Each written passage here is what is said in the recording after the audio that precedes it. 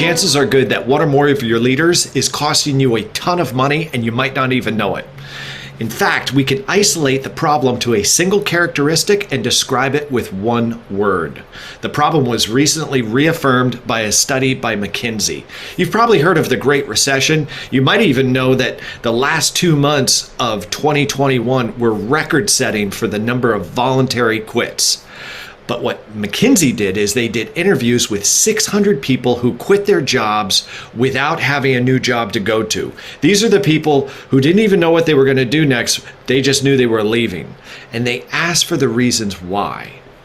The number one reason they left was uncaring leaders. It's a bigger deal than work overload. It's a bigger deal than lack of career potential, lack of flexible hours, lack of meaningful work, and compensation by far.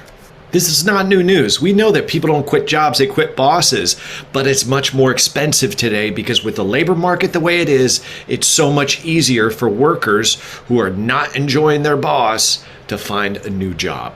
Older research confirms how expensive this can be. Gallup says they've put together a mountain of evidence that proves that when someone can simply agree with the statement, my supervisor or someone at work seems to care about me as a person, great things happen. Things like being significantly more likely to stay with their organization, have much more engaged customers, and are substantially more productive and produce more profitability for the organization. Think about that. My customers are more engaged. My customers buy more. They give me more referrals. They buy bigger orders.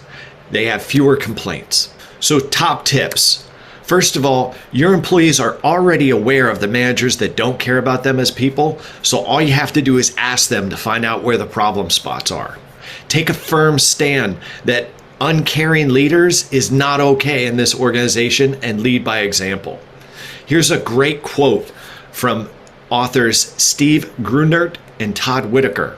The culture of any organization is shaped by the worst behavior the leader is willing to tolerate.